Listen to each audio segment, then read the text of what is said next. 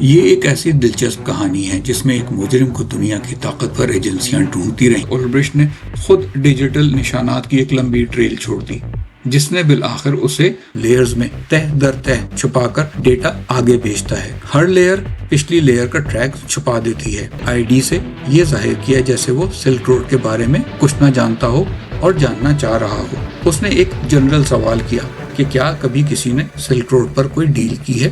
اس نے اپنا نام الٹوائڈ یوز کیا۔ میں اس سے خریداری کرنے کا سوچ رہا ہوں، لیکن میں یہ جاننا چاہتا ہوں کہ یہاں کبھی کسی نے اس کے بارے میں سنا ہے۔ کوئی آئیڈیا نہ تھا کہ سلک روڈ کے پیچھے ماسٹر مائنڈ کون ہے۔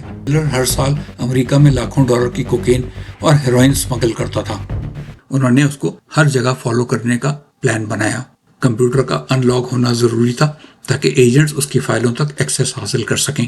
جواب میں اولبرشٹ نے ایک کوڈ ورڈ پوچھا جس کا سیریس کو پہلے ہی اندازہ تھا، جیسے کوئی آدمی اس کے اوپر حملہ کر رہا۔